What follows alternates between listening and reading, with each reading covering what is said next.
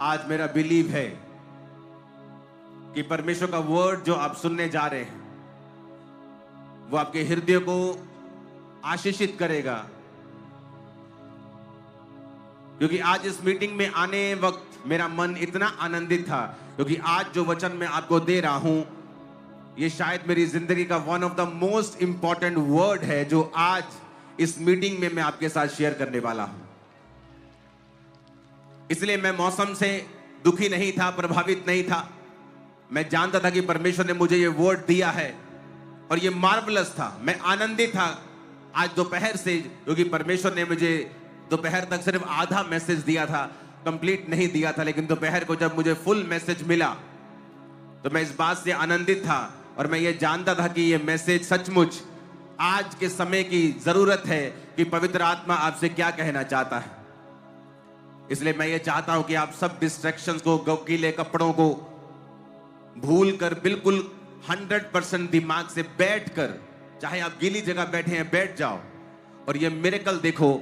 इतनी बारिश के बावजूद की मीटिंग टाइम से बारिश शुरू हुई और अब खत्म हुई है और फिर भी लाखों लोग यहां मौजूद हैं। ये इस बात का सबूत है, ये इस बात का सबूत है कि आप किसी व्यक्ति को देखने के लिए यहां नहीं आए, आप अंकुर नरुला को देखने के लिए नहीं आए, क्योंकि वो भी आप ही की तरह एक इंसान है। आपको परमेश्वर ने यहां पे भेजा है कि जो मैसेज परमेश्वर की आत्मा ने मुझे दिया है आप उसे सुन सकें, क्योंकि मेरे शब्द आपको डिलीवर नहीं कर सकते, छुटकारा नहीं दे सकते, लेकिन परमेश्वर के शब्दों में ताकत है, वो आपको छुटकारा दे सकते हैं। अगर एक बच्चा आपका घर का, आपकी बच्ची किसी चीज में फंस जाए, खेलते खेलते कहीं अपना सिर अटका बैठे, कहीं बाजू अटका बैठे, और जब आप उसे देखते हैं फटाफट उसे छुड़ाने लगते हैं, क्योंकि आप एक माँ हैं, आप एक बाप हैं, आप एक भाई हैं, आप एक चाचा हैं, एक ताया हैं। आपके दिल में है ओह बच्चा ये बंधन में चला गया, इसको छुड़ा देते हैं। छुटकारा आपके स्पिरिट में उसी वक्त आ जाता है जब आप एक बंधे हुए को देखते हैं। उसी तरह परमेश्वर ने अपने स्वरूप में आपको बनाया है। जब परमेश्वर आज अपने लोगों को बंधा हुआ देखता है, गरीबी के बंधन में, बीमारियों में, हॉस्पिटल के बंधन में, श्रापों के बंधन में, डाइवोर्स के श्राप में, हर तरह के बंधन में जब वो आपको बंधा हुआ देखता है, तो जिस तरह आपका हृदय आपके बच्चों को बंधा हुआ देखकर उसी वक्त उनको छुड़ाने का करता है, तो परमेश्वर का हृदय भी वैसा ही है। बल्कि वो हमसे कई हजार लाख करोड़ अनगिनत गुना हमसे अच्छा है। वचन कहता है कि अगर तुम बुरे होकर अपने बच्चों को अच्छी वस्तुएं देना जानते हो तो तुम्हारा स्वर्गीय पिता अपने मांगने वालों को अच्छी वस्तुएं क्यों नहीं देगा। ये परमेश्वर का हृदय है। जब वो आपको बंधा हुआ देखता है वो आपको छुड़ाना चाहता है, बीमार देखता है तो आपको चंगा करना चाहता है, जब वो आपको दुखी देखता है वो आपके दुखों से आपको छुड़ाना चाहता है। ये परमेश्वर का हृदय है। अगर आपका हृदय आपके बच्चों के प्रति ऐसा है तो परमेश्वर का हृदय भी उससे कई गुना ज्यादा है आपके लिए। लेकिन फिर आप क्वेश्चन करते हैं, फिर मैं बीमार क्यों हूं, फिर मैं प्रॉब्लम में क्यों हूं, क्या परमेश्वर मुझे देखता नहीं है, तो फिर मैं ये समस्या में क्यों हूं, मैं ऐसा क्यों हूं, मेरी जिंदगी में इतनी प्रॉब्लम्स क्यों हैं, मेरे बच्चा क्यों नहीं हुआ शादी के 15 साल बाद भी, मैं शर्मिंदगी में जीवन क्यों बिता रहा हूं। आज उन सब सवालों के जवाब लेके आज परमेश्वर ने मुझे आपके पास भेजा है। बाइबल कहती है परमेश्वर जब भी अपने लोगों को छुटकारा देना चाहता है वो अपने वचन को भेजता है। बाइबल कहती है उसने अपने वचन को भेजकर अपने लोगों को चंगा किया है। आज जब आप इस वचन को सुन रहे हैं तो परमेश्वर की हीलिंग रिवर्स, उसकी चंगाई की नदियां आपके जीवन, आपके शरीर, आपके फाइनेंस, आपकी लाइफ के ऊपर आ रही हैं। बाइबल कहती है निर्गमन 2 उसकी 23 से 25 आयत के अंदर जब लिखा है, बहुत दिनों के बीतने पर मिस्र का राजा मर गया, इजरायली कठिन सेवा के कारण लंबी लंबी सांस लेकर आहें भरने लगे, पुकार उठे, उनकी दुहाई जो कठिन सेवा के कारण हुई वो परमेश्वर तक पहुंची। परमेश्वर ने उनका कहराना सुनकर उनकी वाचा को जो अब्राहम, इसहाक और याकूब के साथ बांधा था याद किया। वचन कहता है इजरायली लोग जब मिस्र की गुलामी में थे तो वहां पर मिस्र के राजा ने उन्हें तंग करना शुरू किया और अलग अलग तरह के गारे के, ईंटों के कामों से उन्हें दुखी कर दिया। वो लगातार दुखी कामों में परमेश्वर की दुहाई देने लगे, परमेश्वर की उपासना करके परमेश्वर के नाम की दुहाई देने लगे, नहीं वो उन्हें छुड़ाए। और वचन कहता है परमेश्वर ने अपने दास मूसा को कहा, मेरे लोग कराह रहे हैं, मेरे लोग दुखी हैं, वो राजा के कारण दुखी हैं। अब मैं तुझको उन लोगों के पास भेजता हूं कि तू उनको उन राजा से छुड़ाकर उन्हें कनान देश में लेके जाए, यबूसी परिज्जी लोगों के देश में लेके जाए, जहां दूध और शहद की नदियां बहती हैं। परमेश्वर का हृदय भी एक बाप की तरह अपने लोगों को छुड़ाना चाहता था। लेकिन अगर आप छूटना चाहते हैं तो आज आपको कुछ नहीं करना, सिर्फ एक काम के अलावा आपको परमेश्वर के नाम के ऊपर और उसके वचन के ऊपर भरोसा रखना है।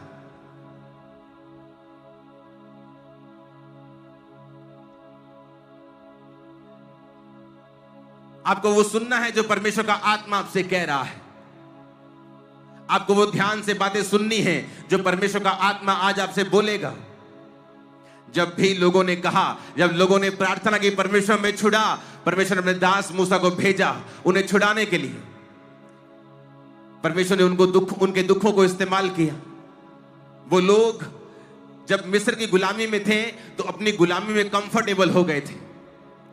परमेश्वर ने कहा ये लोग कंफर्टेबल हो गए हैं और इस भविष्यवाणी के अनुसार लड़ाई नहीं लड़ रहे कि 400 वर्ष के बीतने पर मैं तुमको इस देश से आजाद कर दूंगा। फिर परमेश्वर ने राजा के दिल में डाला कि वो उन्हें दुखी करे। कई बार आपके दुख आपको नाश करने के लिए नहीं होते, बल्कि आपके दुख इसलिए होते हैं कि उन दुखों में आप परमेश्वर की दुहाई दे सकें। अगर आप ये बात नहीं समझते हैं और दुखों में परमेश्वर के करीब नहीं जाते हैं, आप कभी भी छुटकारा नहीं पा सकते हैं। वो चाहे बीमारियों से हो, चाहे वो दुखों से हो, चाहे वो कलेशों से हो, डिप्रेशन से हो, गरीबी से हो, श्रापों से हो, आप छुटकारा नहीं पा सकते। परमेश्वर कई बार दुखों का इस्तेमाल करता है। मेरी जिंदगी में परमेश्वर ने दुखों का इस्तेमाल किया। मैं एक हिंदू घराने से हूं। अब मेरे दादाजी इनकम टैक्स के बहुत बड़े ऑफिसर थे और जब उनको कैंसर हुआ तो लोग उनके घर में प्रार्थना करने के लिए आते थे। तो मैं बोलता था कि मैं हिंदू हूं, मेरे घर में कभी दोबारा प्रवेश मत करना, नहीं तो मैं तुमको पीटूंगा क्योंकि तुम लोग गोरों के धर्म को यहां फैलाना चाहते हो। और मेरे दादाजी की जब डेथ हुई उसके बाद एक डॉग ने मुझे काटा और मैं मेंटली अपसेट हो गया।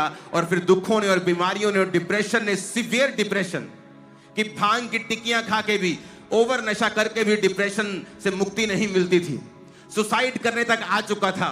और परमेश्वर ने मेरे उस दुख को इस्तेमाल किया और फिर उसी वॉलंटियर को मेरे घर में भेजा। उस सिस्टर ने कहा जाओ उस घर में प्रचार करो। वॉलंटियर ने कहा नहीं, मैं वहां नहीं जाऊंगी। उस घर में उनका लड़का बहुत बदतमीज है, वो पास्टर को बहुत बुरा बुला बोलता है, मैं उस घर में नहीं जाऊंगी। उसने कहा नहीं, परमेश्वर का आत्मा कह रहा है जा वहां प्रीच कर, क्योंकि परमेश्वर की कोई योजना है उस घर में। और जब वो आए और मेरा घमंड टूट चुका था, क्योंकि बीमारी और डिप्रेशन के कारण न्यूरोलॉजिस्ट डॉक्टर्स के पास, क्योंकि मेरी फैमिली में बहुत सारे डॉक्टर्स भी हैं, डॉक्टर्स के पास जा जाकर, जगहों में जा जाकर मेरा दम घुट चुका था और मैं अपने लाइफ में गिव अप कर गया था। जब परमेश्वर ने मुझे छुआ, उस बहन ने और उस भाई ने मेरे लिए प्रार्थना की और एक करंट मुझे लगा और मुझे मालूम हुआ कि वाकई में यीशु मसीह जीवित परमेश्वर है। वो 16 अगस्त 2004 रात को 8 बजे के करीब जब मैंने चर्च को देखा, बाइक पे गया और मैंने परमेश्वर के नाम को ग्रहण किया, मेरा पूरा जीवन बदल गया। मुझे मालूम हुआ जब बाइबल मिली कि जो बाइबल पढ़ना शुरू कर, और जिस दिन ईसाई धर्म नाम का शब्द तो बाइबल में पढ़ लेगा, उस दिन बाइबल पढ़नी बंद कर देना, क्योंकि यीशु मसीह किसी धर्म या जात को तेरे बदलने नहीं, वो तेरे जीवन को बदलने के लिए आए हैं। मुझे समझ आई, परमेश्वर का पीछा मैं करने लगा। समझ आनी शुरू हुई कि परमेश्वर ने कोई धर्म नहीं बनाया, उसने मुझे बनाया। और पाप ने मेरे जीवन में मुसीबत को पैदा किया, बीमारियों को पैदा किया। मैंने यीशु मसीह को अपना उद्धारकर्ता माना, उसके लहू से अपने पापों को धोया, बपतिस्मा लिया, नशे गए, बीमारियां गई, सब कुछ ठीक हो गया। लेकिन समय लगा। परमेश्वर ने मेरे दुखों को इस्तेमाल किया परमेश्वर के करीब जाने के लिए। आज जो मैं आपसे बोलना चाहता हूं बड़ा इंपॉर्टेंट है। क्या आप दुहाई दे रहे हैं या नहीं? दुखों में सब हैं, इजरायली भी हैं, आप भी हैं, बोलाना भी है, धमकाना भी है। लेकिन आपके दुखी होने का मतलब ये नहीं है कि परमेश्वर आपकी सुनेगा। अगर आप बीमार हो जाएं तो इसका मतलब ये नहीं कि आप ठीक हो जाएंगे। अगर आप बहुत दुखी हैं तो जब तक आप डॉक्टर को नहीं ढूंढते हैं और उससे मेडिसिन नहीं खाते हैं, और अगर वो मेडिसिन काम ना करे फिर और सियाना डॉक्टर ढूंढते हैं। परमेश्वर ने कहा, हे आदमियों, हे औरतों, हे बच्चों, अगर तुमको इतनी बुद्धि है कि जब तुम बीमार हो जाते हो तो डॉक्टर के पास चले जाते हो, आंखों की बीमारी होने पर तुम हार्ट के डॉक्टर के पास नहीं चले जाते हो, किडनी का रोग होने पर तुम सिर के डॉक्टर के पास नहीं जाते हो, उसी डॉक्टर के पास जाते हो और दवाई लेते हो और खाते हो और ठीक हो जाते हो, तो तुम्हें क्या यह नहीं पता कि परमेश्वर जब दुखों को भेजता है तो तुम्हारे दुखी होने से तुम्हारे दुख चले नहीं जाते हैं। विश करने से मैं विश करता हूं, काश हाय परमेश्वर मुझे चंगा करे, तुम्हारे दुख या बीमारियां चली नहीं जाती हैं। आपको वो करना पड़ता है जो सही है। अपने पड़ोसी को बोलो, वो करना पड़ता है जो सही है।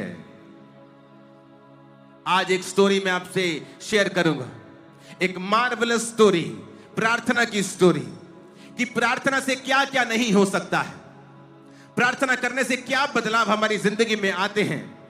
जिस तरह इस्राएलियों ने जब दुहाई दी तो परमेश्वर ने अपने दास मूसा को कहा, मैंने वो दुहाई सुनी है, मैं इस्राएलियों को कहना सुनता हूं मूसा, उनकी दुहाई, उनका रोना, उनकी पीड़ा मेरे कानों तक पहुंची है। अब मैं तुझे भेजता हूं, जा उन लोगों को बता कि मैंने तुम्हारा कहराना सुना है, तुम्हारे आंसू मैंने देखे हैं, और मैं तुमको अब कनान के देश में लेके जाऊंगा और अपने वायदे को जो अब्राहम, इसहाक और याकूब के साथ बांधा था पूरा करूंगा। बाइबल कहती क्योंकि वो प्रार्थना कर रहे थे। जब पौलुस जो शाऊल था अंधा हुआ तो वचन कहता वो प्रार्थना कर रहा था। जब वो प्रार्थना कर रहा था परमेश्वर ने अपने दास को कहा, हनन्याह उस गली में जा जो सीधी स्ट्रेट कहलाती है, वहां पे देख एक तरसुस वासी शाऊल का पूछ, क्योंकि वो देख प्रार्थना कर रहा है। क्योंकि जब आप प्रार्थना करते हैं आप परमेश्वर के हृदय को परिवर्तित कर देते हैं। ये बात है 1900 ईस्वी की। एक बच्चा एक स्ट्रिक्ट फैमिली में पैदा होता है जो क्रिश्चियन फैमिली थी। अगर आप मूसा की जिंदगी को देखेंगे तो मूसा उस घराने की औलाद था, उसका बाप भी लेवी वंश का था और उसकी मां भी लेवी वंश की थी। अगर आप मूसा की हिस्ट्री को देखेंगे तो जब भी आप राइट कोई चीज करते हैं आपका रिजल्ट हमेशा राइट होता है। अब यहां पर एक फैमिली है जो बड़ी गरीब है, बड़ी पुअर फैमिली है, लेकिन क्रिश्चियन है और स्ट्रिक्ट फैमिली है। उनके घर में एक बच्चा पैदा होता है, उसका नाम रखा जाता है इवान रॉबर्ट्स। जब वो बच्चा पैदा होता है तो उसको सिखाया जाता है, जब वो 10 साल तक उसको strict disciplined life, quite life उसको सिखाई जाती है। और उसके घर में रूल होता है कि रात को तू प्रार्थना करेगा और बाइबल वर्स को याद करके तू सोएगा। जब तक तू बाइबल वर्स को याद नहीं करेगा हम तेरे को, तू सोएगा नहीं। तो उस घर में जो एक पुअर फैमिली है, मजदूरी करते थे वो, और मजदूरी भी कहां, कोल माइंस में। ये इंग्लैंड के साथ देश है वेल्स जो यूनाइटेड किंगडम का हिस्सा है, और इस तरह मजदूरी वो करते थे। आपकी स्क्रीन पे वो आ रहा होगा। और ये मजदूर जो होते थे ये कोल की खदानों में, कोयले की खदानों में होते थे। इनके घर में बच्चा पैदा होता है, उसका नाम इवान रॉबर्ट्स रखते हैं और उसको सिखाते हैं कि बेटा डिसिप्लिन्ड लाइफ जीनी है, प्रार्थना वाली जिंदगी जीनी है, और रोज बाइबल वर्स को वो याद करता था। जब वो 11 साल का था उसके पिता का बहुत बड़ा एक्सीडेंट होता है और उनको टांग पर चोट लग जाती है कोल माइन के अंदर। तो उस बच्चे को अपनी फैमिली की हेल्प करने के लिए सारे कुछ छोड़कर काम पे लगना पड़ता है। जब वो 11 साल का था, जब वो 11 साल का था वो काम पे चला जाता है और डोर बॉय बन जाता है। जो दरवाजे पे छोटू, आप बोलते ना छोटू वो चाय ले आ, ए छोटू ये कपड़ा दे आ, ये छोटू कपड़ा मार गाड़ी पे, वो वाला छोटू बन जाता है। और उसके बाद वो अपनी फैमिली की हेल्प करने लगता है। जब वो 13 साल का था और उसे स्पिरिचुअल चीजों में इंटरेस्ट होने लगा, क्योंकि वचन कहता है कि जब तू अपने बच्चों को छोटे होते ही मेरी लाइन पे चलाएगा, जब वो बड़े हो जाएंगे तो उससे पीछे नहीं हटेंगे। जब वो 13 साल का था उसे परमेश्वर की आत्मा में इंटरेस्ट आने लगा और वो जब चर्च गया तो एक दिन पास्टर ने कहा हर संडे चर्च आया करो, क्या पता जिस दिन तुम नहीं आए उस दिन पवित्र आत्मा ने अगर चर्च विजिट किया हो तो उस दिन पवित्र आत्मा उतर आया और तुम चर्च में ना हुए तो क्या होगा। ये बात उसके दिल को छू गई और जब ये बात उसके दिल को छुई तो उसने कहा मैं हर संडे चर्च आऊंगा, कोल माइन से काम करके थका हारा वो चर्च में जाता था, चाहे वो जितना भी एग्जॉस्टेड होता था, शरीर में थका हुआ होता था, लेकिन वो चर्च में जाता था। जब वो 20 साल का हुआ, जिस कोल माइन में वो काम करता था, वहां पे एक बड़ा एक्सप्लोजन हुआ, एक बड़ा धमाका हुआ और उसकी जिंदगी बड़ी मिरेकलसली बच गई। इस चीज ने उसे बड़ा छुआ कि देखो, मैं मर सकता था यहां पे आसानी के साथ, लेकिन परमेश्वर ने मुझे बचाया क्योंकि मैं प्रभु के साथ जुड़ा हुआ हूं। उसका विश्वास परमेश्वर में और बढ़ता गया। 24 साल की उम्र में उसको इच्छा हुई कि मैं परमेश्वर के कामों को करूंगा, और उसने जॉब को छोड़ के लोहार का काम करने लगा अपने अंकल के साथ। जब वो 25 साल का हुआ, उसके अंदर परमेश्वर के विजन आने लगे कि तू वेल्स कंट्री, जिसकी पॉपुलेशन उस समय कोई 20 लाख के करीब थी, और उसे दर्शन आने लगे कि 1 लाख लोग उसके सामने लिखा हुआ नंबर आता था कि तू इतने लोगों को वहां पे बचाएगा। लेकिन वो जब माइन को काम को छोड़कर लोहार का काम करता था और प्रार्थना में बढ़ रहा था, तो उसको लगातार फिर दर्शन आने लगे। 26 साल की उम्र में वो बाइबल कॉलेज चला गया, और परमेश्वर ने बाइबल कॉलेज में उससे बात की कि जा और अपने एरिया के यूथ के लोगों को इकट्ठा कर। वो आया वापस और यूथ के लोगों को इकट्ठा करके वो प्रार्थना करने लगा, और सिर्फ 16 लोग उसके पास आए। 16 यूथ उसके पास आया, क्योंकि ये इवान रॉबर्ट्स प्रार्थना वाला व्यक्ति था। जब ये 13 साल का था, परमेश्वर ने इसको बोझ दिया कि तू रोज प्रार्थना करेगा, और ये रोज रात को 1 बजे प्रार्थना शुरू करता था, सुबह के 5 बजे तक, और रोज 4 घंटे ये रोज प्रेयर करता था, 4 घंटे। और 13 साल लगातार इसने प्रार्थना की, और एक ही दर्शन, परमेश्वर तू रिवाइवल को लेके आ, लोग तेरे नाम को समझे, लोग तेरे नाम को जाने। और लगातार 13 साल 4 घंटे रात को ये रोज रोज रोज प्रार्थना करता था। 26 साल की उम्र में परमेश्वर ने इसको बुलाहट दी, जा और अब प्रचार शुरू कर, और अपने एरिया के लोगों को बचा, और यूथ में जाके मेरा प्रचार कर। पहली मीटिंग में 16 यूथ आता है, और ये यूथ को प्रचार करने लगता है। एक कोल माइन में काम करने वाला, एक खदान का मजदूर बात करने लगता है परमेश्वर की आत्मा के द्वारा लोगों से। और ये उसके पास कोई बहुत फैंसी सरमन्स नहीं थे, उसके पास कोई बहुत बाइबल की बड़ी डीप थ्योरी उसके पास नहीं थी। सिर्फ वो पवित्र आत्मा का भेजा हुआ जन था, और दूसरा वो एक प्रार्थना करने वाला व्यक्ति था। रातों रात घुटनों पर रहकर वो एक प्रार्थना करने वाला व्यक्ति था, क्योंकि उसकी माता पिता ने उसकी जो परवरिश की थी वो बड़ी स्ट्रिक्ट क्रिश्चियन फैमिली थी, जो संडे को चर्च जाना भूलते नहीं थे, चाहे वो कितने भी गरीब थे। कोल माइन में काम करते करते उसके पिता को इंजरी हो गई, उसका बेटा काम पे लगाना पड़ा जब वो 11 साल का था, लेकिन चर्च जाना फिर भी वो भूलते नहीं थे। परमेश्वर के साथ जुड़े हुए व्यक्ति और प्रार्थना करने वाले व्यक्ति। उसके बाद जब वो आया लोगों के सामने, उसने कहा, मैं तुम्हें फैंसी सरमन देने के लिए नहीं आया हूं, बस 4 बातें मैं तुमसे कहना चाहता हूं। पहला, अपने पापों को मान लो। जितने भी पाप तुम्हारी जिंदगी में हैं, उनका अंगीकार करके तुम परमेश्वर के साथ जुड़ जाओ, ताकि परमेश्वर के सामने से तुम्हारे लिए विश्रांति से भरे हुए और शांति से भरे हुए दिन आए। कहता दूसरा, हर उस हैबिट को छोड़ दो जो डाउटफुल है, जो तुम्हें लगता है कि परमेश्वर की आज्ञा से तुम्हें दूर कर रही है। चाहे वो शराब का पीना हो, चाहे वो व्यभिचार हो, चाहे वो गलत संगति हो, चाहे बॉयफ्रेंड गर्लफ्रेंड के चक्कर हो, उन सब कामों को कहता छोड़ दो। कहता तीसरा, कहता उसी वक्त पवित्र आत्मा की बात को सुनो जब वो तुमसे बात करता है, उसी वक्त, उसको डिले नहीं करना।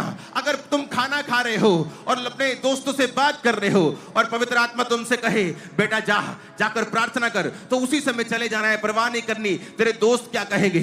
अगर तेरे घर में चाहे कोई तेरे रिश्तेदार की शादी हो संडे के दिन, लेकिन पवित्र आत्मा तो कहे नो, तुझे सिर्फ संडे चर्च अटेंड करना है। कहता पवित्र आत्मा की बात को उसी वक्त सुनना है। अगर पवित्र आत्मा किसी से तुम्हें माफी मांगने के लिए कहता है, उसी वक्त मांगना है। कुछ कन्फेस करने को कहता है, उसी वक्त करना है। पवित्र आत्मा की गाइडेंस के अनुसार चलना है और बिल्कुल भी देरी नहीं करनी है। वो कोई पाप छोड़ने के लिए कहता है, कोई गलत आदत छोड़ने के लिए कहता है, अपने माँ बाप को सॉरी बोलने के लिए कहता है, किसी को सॉरी बोलने के लिए कहता है, अपने पाप अंगीकार करने के लिए बोलता है, अपने पास्टर से बात कर इस बात में वो बोलता है। कहता है उस बात में देरी मत करना। चौथा पॉइंट उसने कहा, कि पब्लिकली क्राइस्ट को कन्फेस करना। उसने कहा तुम जब यीशु मसीह को मानते हो तो पब्लिकली इस बात के बारे में बताना, इस विश्वास को सीक्रेट में मत रखना। 4 सिंपल मैसेज उसने दिए, 4 पॉइंट्स का सिंपल मैसेज उसने दिया और परमेश्वर ने उसकी जिंदगी में काम करना शुरू किया। जब 4 पॉइंट्स का मैसेज लोगों ने सुना, यूथ ने सुना, क्योंकि एक देश में अगर 5% लोग भी हाई लेवल के नशेड़ी हो तो पूरा देश ही नशेड़ी गिना जाता है। एक स्टेट में जब 5% ही लोग नशा करने वाले हो, पूरे स्टेट का नाम बदनाम होता है कि ये तो स्टेट ही नशेड़ियों का है जी। उस देश में परमेश्वर ने उसे एक आंकड़ा दिया, 1 लाख लोग, सिर्फ 20 लाख लोगों के 1 लाख, 20 लाख से हल्का सा कम थे वो। तो इसका मतलब 5% लोग थे वहां पे जहां जो बहुत ही पाप में थे और अत्यधिक अंधेरे में थे।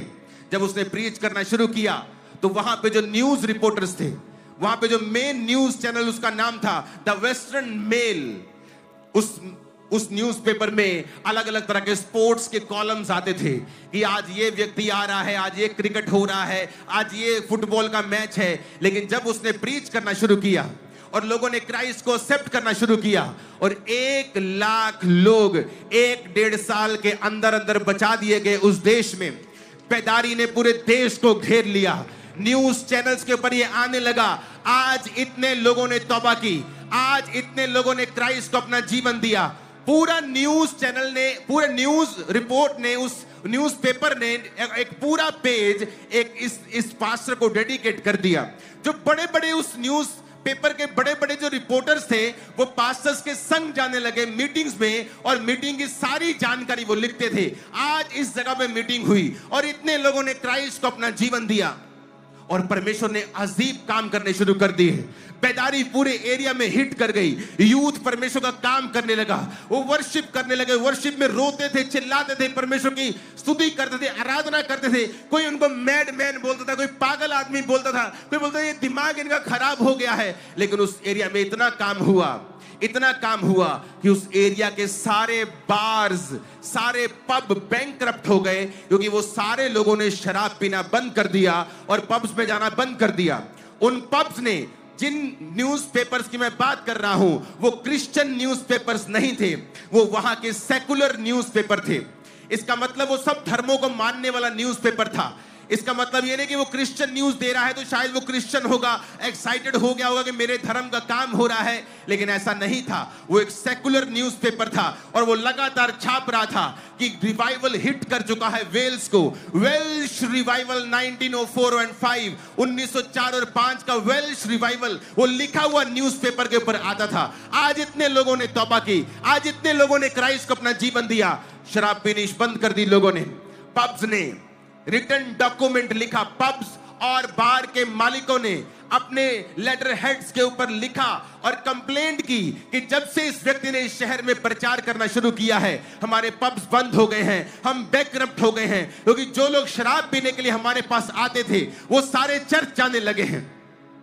एक बड़ा रिवाइवल वहां पे आया, एक सामर्थी रिवाइवल जो पहले कभी उस हिस्ट्री में नहीं देखा गया था, वो आया। क्यों? क्योंकि एक व्यक्ति ने फैसला किया कि मैं वहां पे प्रार्थना करूंगा। उस व्यक्ति ने फैसला किया कि मैं प्रेयर करूंगा अपने देश के लिए, अपनी स्टेट के लिए मैं प्रार्थना करूंगा। आज आप दुखी हो जाते हैं जब आपका पति नशा नहीं छोड़ता। क्या आपने प्रार्थना की? क्या आप रोज 6 घंटे परमेश्वर की हुजूरी में बैठते हैं? 2008 में 3 लोगों से खामरा चर्च शुरुआत हुई थी, लेकिन उस 3 लोगों की शुरुआत होने से पहले मैं रोज 6 से 8 घंटे रोज प्रार्थना करता था। इसलिए नहीं कि मैं बड़ा धर्मी था, इसलिए कि मुझे हीलिंग चाहिए थी और उस हीलिंग को परमेश्वर ने बहाना बनाकर रोज मुझे अपनी हजूरी में बैठा देना। रोज 6-6 घंटे, 8-8 घंटे रोज मैंने परमेश्वर की प्रेजेंस में बैठना। जब आपको हीलिंग चाहिए होती है, आप 2 मिनट मांगते हैं, 5 मिनट मांग लेंगे, 10 मिनट मांग लेंगे, उसके बाद क्या मांगेंगे बार बार? उसके बाद मैं फिर बैठता था परमेश्वर की प्रेजेंस में, सॉन्ग्स को, खुदावंद के गानों को, वर्शिप सॉन्ग्स को सुनता था और ऐसे प्रार्थना करता था। जब मेरा यूथ जो फ्रेंड होते थे, जब संडे आता था उनको एक्साइटमेंट होती थी, वाओ आज हम वाटर पार्क जा रहे हैं, आज हम घूमने जा रहे हैं, आज हम पहाड़ों पे जा रहे हैं। और मेरे दिल में एक्साइटमेंट होती थी, वाओ आज मुझे अपनी दुकान से छुट्टी है, क्योंकि मैं बिजनेस करता था, आज चर्च को मुझे सुबह जाकर मेरी पूरी शाम मेरे पास फ्री है। मेरे पास एक्साइटमेंट होती थी कि आज मैं फुल नाइट प्रेयर कर सकता हूं, आज फुल शाम मैं प्रार्थना कर सकता हूं। उन 3 लोगों से शुरू हुई चर्च को परमेश्वर ने इस इंडिया की सबसे बड़ी बिगेस्ट चर्च कितने सालों में बनाया, आप उसके गवाह हैं। कितना यूथ इस चर्च ने बदला, आप उसके गवाह हैं। कितने हजारों लाखों डॉक्यूमेंटेड लोगों ने खामरा में नशा छोड़ा है, आप लोग उसके गवाह हैं। क्योंकि मेरा परमेश्वर सब कुछ कर सकता है अगर कोई व्यक्ति इस बात पे बिलीव करे कि वो आज भी प्रार्थना करने वालों को उत्तर देता है। आप दुखी हैं क्योंकि आपका हस्बैंड दारू पीता है, आप दुखी हैं क्योंकि आपकी बेटी बिगड़ी हुई है, आप दुखी हैं क्योंकि आपका बिजनेस नहीं चलता है, आप दुखी हैं क्योंकि आपको डिप्रेशन है। तो कितने घंटे आपने प्रार्थना की है रोज? दुखी होने से आप ठीक नहीं हो जाएंगे, दुखी होने से आप आजाद नहीं होंगे। जब तक आप दुहाई नहीं देंगे परमेश्वर के नाम की, जब तक आप फैसला नहीं करेंगे आज से मैं रोज घुटनों पर जाके परमेश्वर के सामने बैठूंगा, क्योंकि उसका वचन कहता है मेरे प्रिय भाइयों दृढ़ रहो, हियाव बांधो, क्योंकि तुम जानते हो मसीह में की गई मेहनत कभी व्यर्थ नहीं जाती। कितनी मेहनत की आपने अपने देश के लिए। आज पास्टर्स जो इस दुनिया के सबसे लोनली लोग होते हैं, सबसे ज्यादा स्ट्रेस्ड कोई काम है तो वो पास्टर्स का होता है, और उनको प्रार्थना करने की जरूरत होती है। वो फैंसी सरमन से लोगों को बचा नहीं पाएंगे, वो फैंसी सरमन्स देके लोगों के हृदय को परिवर्तित नहीं कर पाएंगे। उनको घुटनों के ऊपर सरमन्स को पैदा करना होगा, उन्हें घुटनों में आना होगा, हाथों को उठाना होगा, रात रात परमेश्वर की दुहाई को देना होगा। रातें लोगों के सोने के लिए हैं, क्रिश्चियन लोगों के बनने के लिए हैं, हमारे सोने के लिए रातें नहीं होती हैं। मैं अपने पिछले मसीह जीवन के 21-22 साल में चंद रातों को जानता हूं जब मैं फुल नाइट सोया हूंगा। मुझे याद नहीं, अब मैं याद कर रहा हूं तो मुझे याद नहीं मैं किस रात को फुल नाइट सोया था।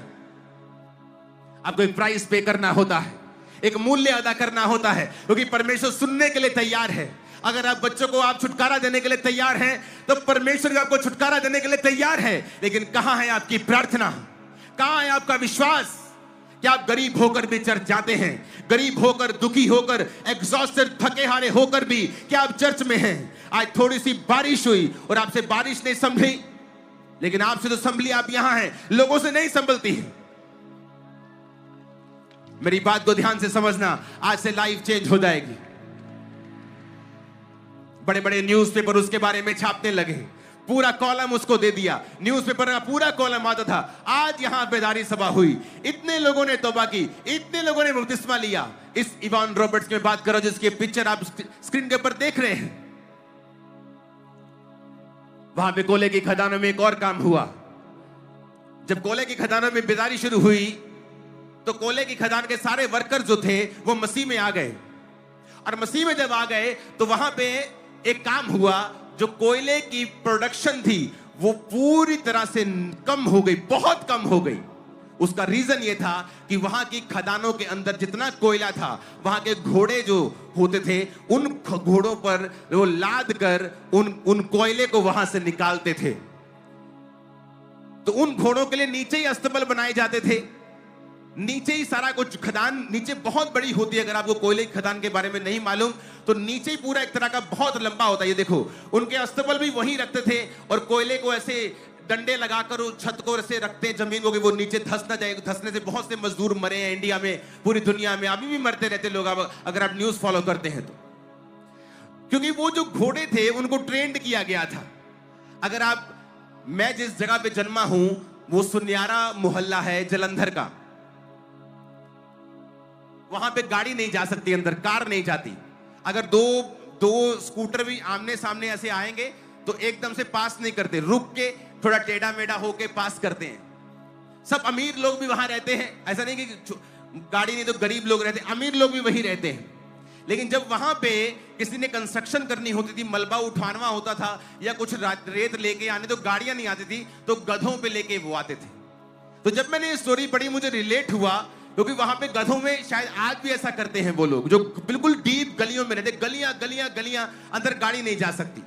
तो वो जब गधों को हाँकते हैं ना यहां पे जलंधर में, तो बोलते थे ओए मर जा, ऐसे बोलते थे वो गाली देके। तो उन्होंने बताया कि वहां के जो घोड़े थे उनको ट्रेंड किया गया था गालियां दे दे के।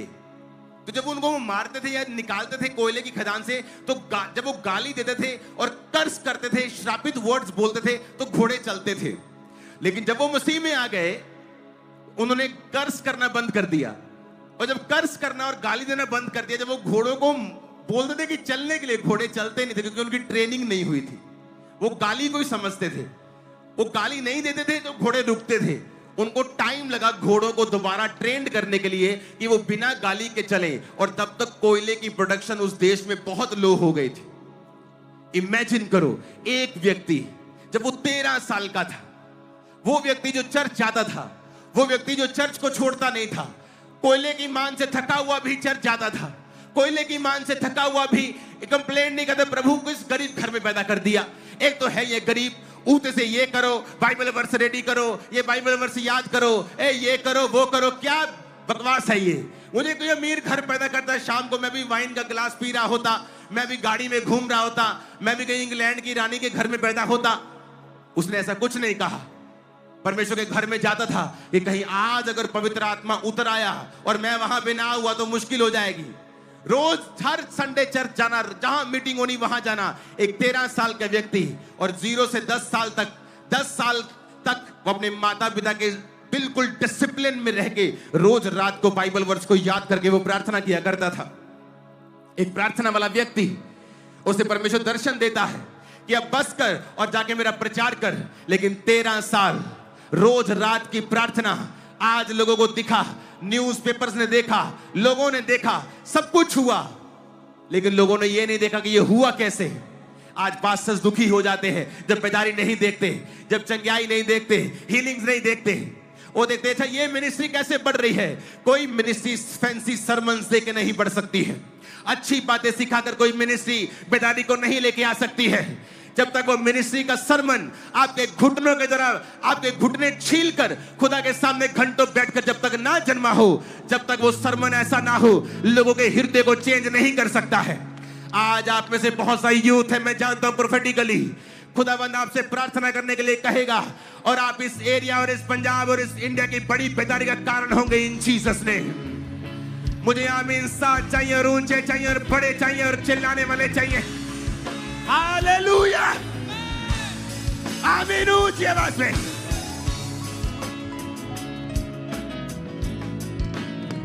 सात बार आमीन बोलो ऊंची आवाज में।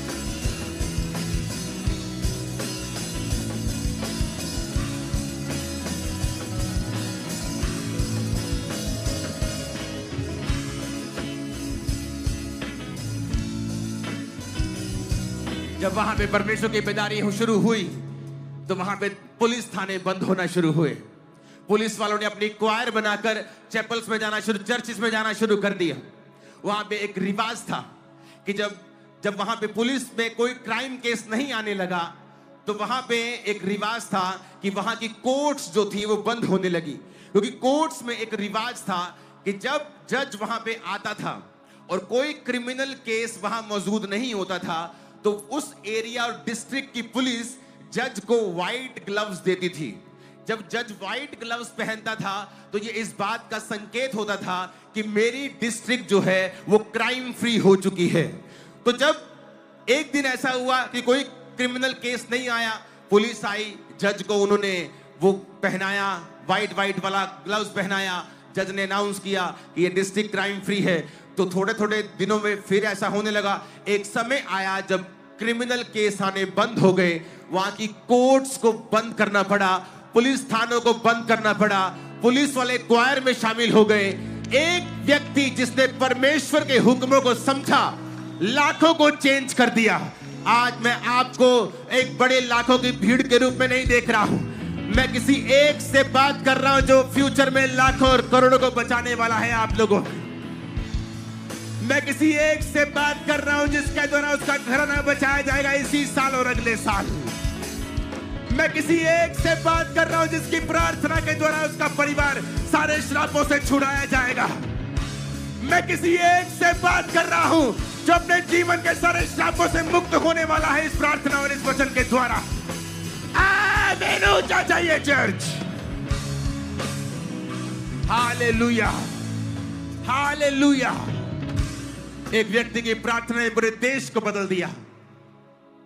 पब्स को बंद कर दिया, थानों को बंद कर दिया, कोर्ट्स को बंद कर दिया। और ये सब छापने वाले न्यूज़पेपर से जो सेकुलर थे। और आप कहते परमेश्वर मेरा वीजा क्यों नहीं दे रहा? वो तू कह रहा है मैं तेरे द्वारा देशों को बदल दूंगा, और तू अपने जीवन के बदलाव के बारे में रो रहा है। तू अपने जीवन के बारे में रो रहा है, मेरे बच्चा नहीं है, और परमेश्वर कह रहा है मैं लाखों लाखों बच्चे तेरे द्वारा बचाऊंगा। जब मैं बीमार था, प्रभु से कहा प्रभु मैं बीमार हूं तो लोगों के लिए प्रार्थना कैसे करूंगा? प्रभु ने कहा था जिस नल से पानी निकलता है वो खुद भी सूखा नहीं रहता। मैं बीमार था जब मैंने लोगों के लिए बीमारी के लिए प्रार्थना करनी शुरू की थी। लोग हील होते थे, मैं बीमार वापस जाता था।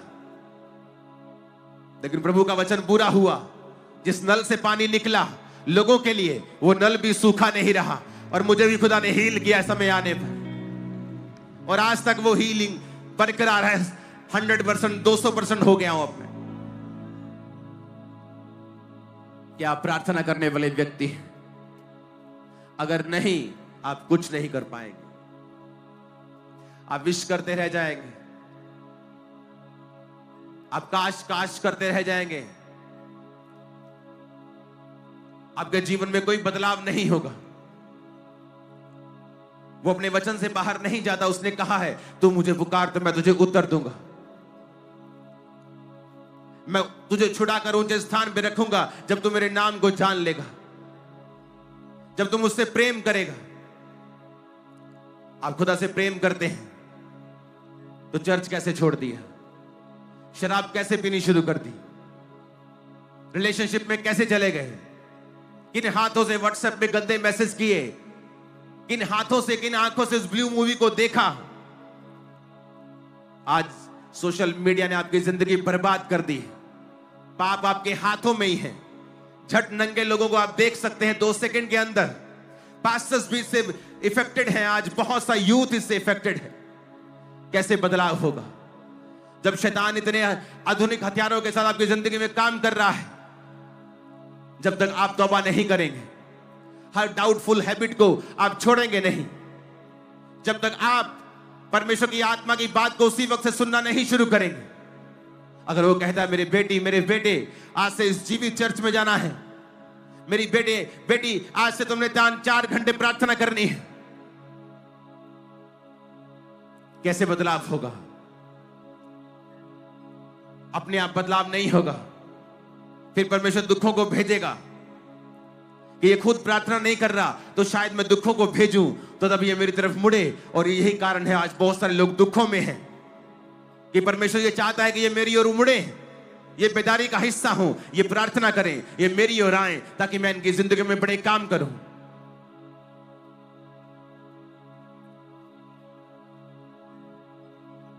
हालेलुया। एक हेबराइड्स रिवाइवल है स्कॉटलैंड में। पैगी स्मिथ 84 साल की एक अंधी औरत, और जिसको अर्थराइटिस भी था, और उसकी बहन क्रिस्टीन स्मिथ 82 साल की। उनके दिल में एक बोझ आया कि लोग यूथ चर्च अटेंड क्यों नहीं करता। और वो रोज अपने घर में क्वार्टर में रोज 10 बजे रात से लेकर 4 बजे सुबह तक वो रोज प्रार्थना करती थी।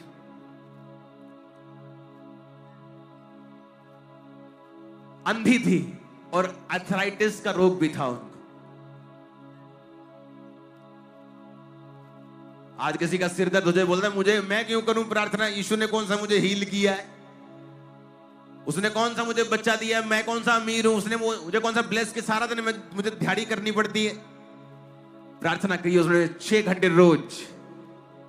एक दिन अचानक से उन्होंने एक पास्टर को इनवाइट किया जिसका नाम डंकन कैम्पबेल था, और उनके घर में एक रात्रि सर्विस होती है। और उस रात्रि सर्विस में परमेश्वर इतना लोगों को छूता है कि वो सर्विस के बाद एक बेदारी शुरू होती है। उस पूरे आइलैंड में लोग उसके घरों की ओर आना शुरू होते हैं, रातों को चर्च लगनी शुरू होती है, लोकल पुलिस स्टेशन में प्रार्थनाएं शुरू होनी हो जाती हैं, बार्स बदल जाते हैं प्रार्थना सभाओं में, क्राइम बहुत हद तक उस देश में, उस आइलैंड में खत्म हो जाता है।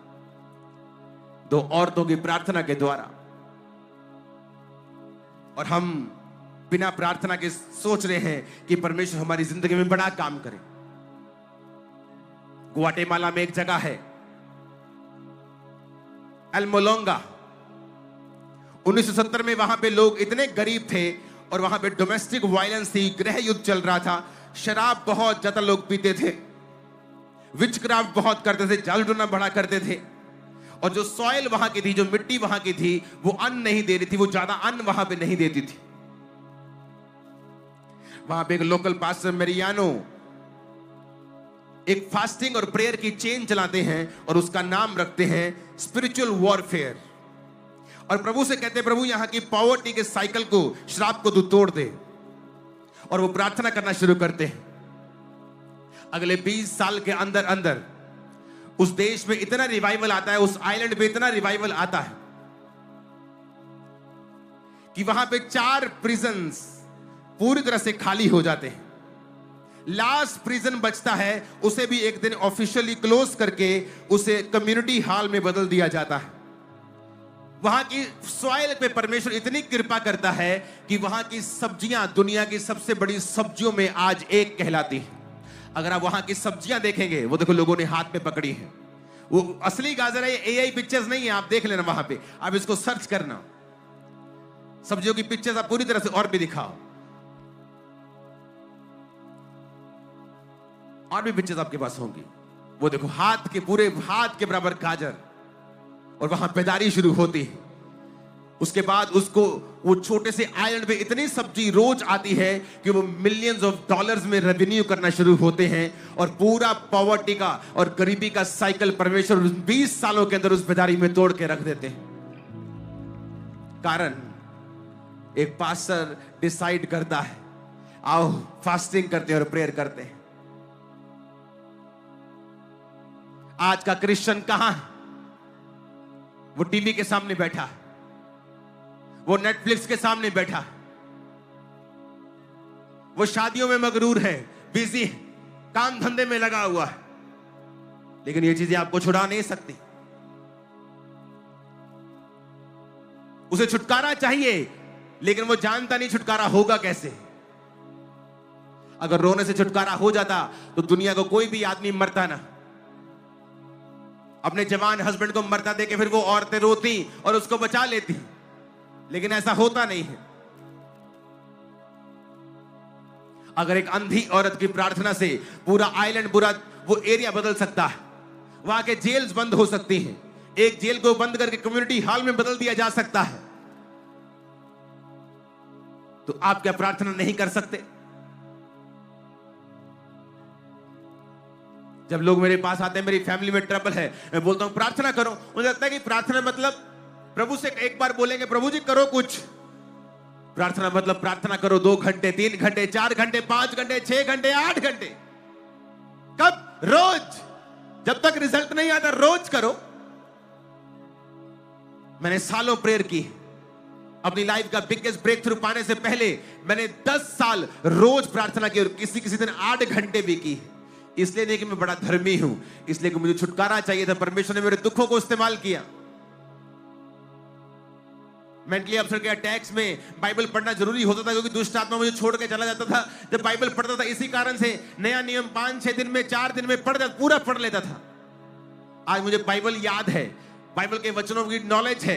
इसलिए नहीं कि मैं धर्मी था और बाइबल को खोज रहा था, इसलिए कि मैं दुखी था और परमेश्वर ने मुझे इस दुख में सिखाया बाइबल पढ़ना। लेकिन आज जब बाइबल में पढ़ता हूं, मैं दुखी हूं इसलिए नहीं पढ़ता हूं, वो मुझे आदत डाल दी परमेश्वर ने बाइबल पढ़ने की। प्रार्थना इसलिए नहीं करता, मुझे छुटकारा चाहिए, मैं छुटकारा पा चुका हूं, लेकिन आज मुझे आदत है घंटों प्रार्थना करने की। और यही बेदारी का कारण है। मेरी बेदारी का कारण कोई इंतजाम नहीं है। आप क्या इंतजाम कर लेंगे इतनी बारिश में? क्या कर लेंगे? सब फेल हो सकता है। लेकिन खुदा की प्रेजेंस जब आपके साथ होती है, जब आप प्रार्थना करने वाले व्यक्ति होते हैं, आप समझते हैं कि आपको प्रेयर के लिए कॉल किया गया है। बाइबल में परमेश्वर ने कहा मेरा घर प्रार्थना का घर कहलाएगा। चर्चिस को प्रार्थना का घर परमेश्वर ने बोला गया है। लेकिन आज वो क्या बन चुके हैं? व्यभिचार का अड्डा, चोरी का अड्डा, पुलपट के ऊपर एक दूसरे पे एक दूसरे को छीलना, एक दूसरे के ऊपर तोहमतें लगानी, एक दूसरे को नीचा करना।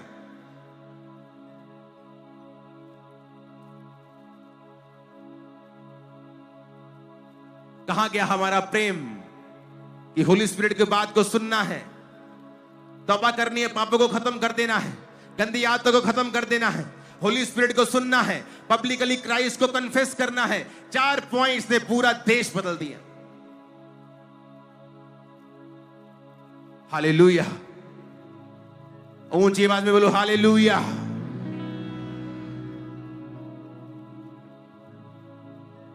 क्या नहीं कर सकता खुदा? क्या नहीं कर सकता?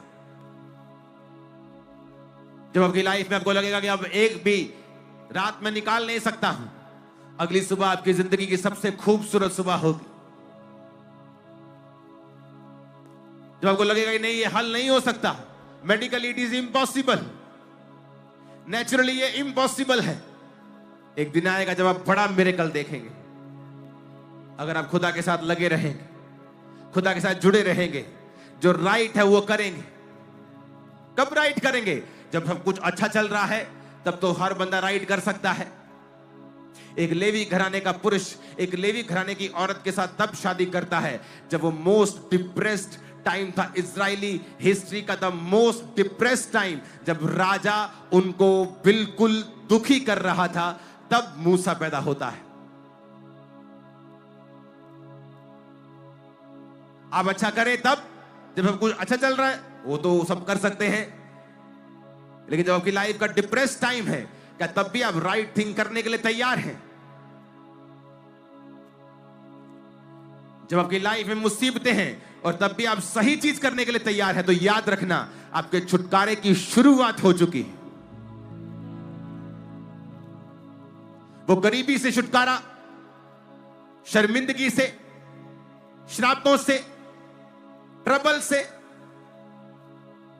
डैनियल की लाइफ में बड़ा बंधन कि उसको पकड़ के लेके जाते हैं, अब तू हमारे राजा के अधीन रह के उसके दरबार में आया करेगा। इतने डिप्रेस टाइम में भी कहता मैं वही खाऊंगा जो बाइबल कहती है, जो बाइबल नहीं कहती मैं वो नहीं खाऊंगा, चाहे मुझे मरना पड़े। और हम कहते हैं आज मैं दुखी था, आज मुझे मेरा वीजा फिर से 7वीं बार रिजेक्ट हो गया, मैं शराब पी के आया हूं घर, और मैंने अपनी गर्लफ्रेंड से बात भी की है, क्योंकि आज मैं दुखी था, आज मैं दुखी थी, मैंने 7 घंटे टीवी देखा है, मैंने प्रेयर भी नहीं की 3 दिन से। क्यों? क्योंकि मैं दुखी थी। आप जब दुख में सही चीज नहीं करते हैं, वो दुख लंबा चलता है, पीढ़ी दर पीढ़ी फिर आगे चलता है, क्योंकि परमेश्वर आपको छुटकारा तभी देता है जब आप वचन पूरा करते हैं। उसने कहा मैं यीशु नाम से कोई दुनिया में बड़ी चीज नहीं कहता, यीशु नाम से भी एक चीज बड़ी है, वो है मेरा वचन। और वचन में लिखा है तू मुझे पुकार तो मैं तुझे उत्तर दूंगा, बिना पुकारे नहीं दूंगा। तू मेहनत करेगा मैं सफल करूंगा, तो दुहाई देगा मैं उत्तर दूंगा। और आज लोग आधे घंटे की प्रार्थना को दुहाई समझ बैठे हैं, महीने में 1 संडे चर्च जाके, बाकी साल में 2 बार क्रिसमस और ईस्टर पे चर्च जाके अपने आप को क्रिश्चियन समझे बैठे हैं। आप कहां क्रिश्चियन हैं? आपसे ज्यादा तो अन्य जाते हैं लोग चर्च, इतना तो वो चर्च चले जाते हैं चर्च में जितना आप जाते हैं। टाइथ हम देते नहीं, हमारा गुजारा नहीं होता, इसलिए नहीं होता क्योंकि तुमको पहले अगर पैसे में छुटकारा चाहिए तो अपना पैसा खुदा के कामों में देना सीखो। इसलिए आज बेदारी नहीं है, क्योंकि कलीसियाएं और पास्टर्स प्रार्थना में नहीं। जब ये चर्च बड़ी हुई और चर्च में 500 लोग आने लगे, तो परमेश्वर ने कहा चाहे तेरी चर्च बढ़ जाए और तुझे विजिट करनी पड़ती है, लेकिन प्रार्थना का समय कम नहीं होना चाहिए। मैंने अपने लोगों को समझाया कि देखो पहले तुम मेरे पास 100 लोग थे, मैं सबके घर में महीने में एक बार आ जाता था, अब मेरे पास 500 लोग हैं। अगर आप सब बोलोगे मैं एक बार आपके महीने में घर आऊं तो मैं प्रार्थना नहीं कर पाऊंगा। अगर मैं ही प्रार्थना नहीं कर पाऊंगा तो आपके जीवन में क्या काम करेगा परमेश्वर? मैं आपको तो खुश कर लूंगा, लेकिन परमेश्वर को प्रसन्न नहीं कर पाऊंगा, उसकी मर्जी पूरी नहीं कर पाऊंगा। और शायद हो सकता हम इन्हीं 500 लोगों में रह जाएं और बड़ी बेदारी फिर ना आए। लोगों ने मेरी बात को समझा और कहा पास्टर जी आप प्रार्थना करें, हम आपके लिए प्रेयर करेंगे, हमें जरूरत नहीं है। प्रार्थना की, मेरी प्रार्थना का समय कम नहीं हुआ, बेदारी आई, वो बेदारी आज दुनिया ने देखी है। आज हम वर्ल्ड के लिए एक एग्जाम्पल है कि 40 डिग्री हो या -1 हो या बारिश हो, ये कैसी चर्च जो लाखों में बैठी रहती है बिना रुके थके, बारिश आंधी तूफान कोई मतलब नहीं। जो कलीसिया घुटनों से जन्मेगी, प्रार्थना से जन्मेगी, वचन से जन्मेगी, और वो वचन जो आपने परमेश्वर की हुजूरी में लिया, जो आपने प्रीच करने के लिए नहीं पढ़ा, जो आपने रियल में खुदा की आत्मा से लिया है, वो लोगों के हृदय को परिवर्तित करता है। अगली बार जब पठानकोट में मैं आऊंगा, मैं 2 दिन के लिए आऊंगा, 2 रातों के लिए आऊंगा।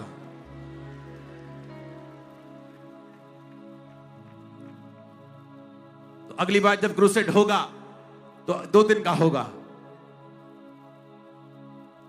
और परमेश्वर आज आपको चुन चुका है, बड़ा काम करने के लिए चुन चुका है। मैं नहीं कह रहा चुनेगा, चुन, आपको पता है आपके हृदय से खुदा ने आज बात की है। जाओ और यूथ ग्रुप्स बनाओ, व्यभिचार के लिए नहीं, लड़के लड़कों के साथ, लड़कियों लड़कियों के साथ, और करो प्रार्थना रातों रात। चर्चिस नाइट प्रेयर्स को रखें अपनी चर्चिस के अंदर, फास्टिंग प्रार्थना को रखें 10-10 दिन, 7-7 दिन करें प्रार्थना परमेश्वर के सामने, रखें अपना जीवन पवित्र परमेश्वर के सामने, फिर देखें क्या नहीं होता है। 8 साल के अंदर, 2008 से लेके 2014 तक 6 साल के अंदर मैंने 8 जगहें बदली हैं चर्च की, क्योंकि जिस जगह को मैं लेता था वो लोगों से भर जाती थी। फिर मैं बड़ी जगह, डबल जगह लेता था, बोलता अब मैं यहां पे सुखी रहूंगा। 1 साल में वो भरती थी, उससे डबल जगह, अब यहां ठीक रहेगा, 1 साल में भरती थी। 6 साल के अंदर मैंने 8 जगहें चेंज की हैं। जिस जगह फिर मैं आया वहां पे 50-100 एकड़ जगह मौजूद थी। मुझे मालूम था अगर मैं 5 एकड़ में भरूंगा मुझे अगली जगह जाने की जरूरत नहीं, परमेश्वर 10 एकड़ और दे देगा, और वहां पे वो 70-80 एकड़ में चर्च लगता है, जो 10 बाय 10 के कमरे से शुरू हुआ था। वो सब कर सकता है, उसके पास ताकत है, कुव्वत है, पर वो अपने वचन से बाहर नहीं जाता। वो कहता तू प्रार्थना कर, मैं तेरी सुन के बड़ी कठिन कठिन बातें तुझे समझाऊंगा जिन्हें तू अब नहीं समझता, अभी नहीं समझता। तू मुझे पुकार तो मैं तुझे उत्तर दूंगा। अपना मुकदमा मेरे सामने लड़ो, अपना प्रमाण मुझे दो, बाइबल कहती है। लेकिन हमने ऐसा नहीं किया, हम बस रोते रहे, पास्टर्स को तंग करते रहे कि पास्टर्स हमारे लिए प्रार्थना करें। उसकी प्रार्थना तब काम करेगी जब तुम परमेश्वर के साथ सही तरह से जुड़े हुए होगे। अगर तुम्हारे कनेक्शन टूटे हुए हैं, पास्टर की प्रेयर तुम्हारे जीवन में काम नहीं आएगी। वो तुम्हें कुछ देर के लिए सुरक्षित रख लेगी कि तुम तौबा कर सको, तुम्हें कुछ देर के लिए पापों से मन फिराने के लिए प्रेरित करती रहेगी, लेकिन तुम्हारी जिंदगी में संपूर्ण छुटकारा तभी आएगा जब तुम परमेश्वर के साथ मेल मिलाप कर लोगे। अपने हाथों को उठाओ, कहो मैं तौबा करता हूं। मेरी बात को सुन लो, यूथ, अपनी जिंदगी की तबाही का कारण आप खुद ही होंगे अगर आप पाप में रहेंगे। तो कोई विश, कोई प्रेयर आपको बचा नहीं पाएगी अगर आप तौबा नहीं करेंगे। पाप को मना करना, वो व्यभिचार हो, सेक्स हो, नशा हो, एनीथिंग, अगर आप नहीं बोलेंगे ना, तो शैतान ठान चुका है आपको पटकने के लिए। अपने हाथों को उठा लो, पूरा चर्च, पूरा पठानकोट अपने हाथों को उठा के कहो परमेश्वर हम तौबा करते हैं। और अपने अपने गुनाहों को ऊंची आवाज में मानो कि पिता, इस गुनाह को हम नहीं करेंगे। अपने लहू से यीशु मसीह हमें धो और हमारे पापों से हमें आजाद कर। ऊंची आवाज में बोलेंगे।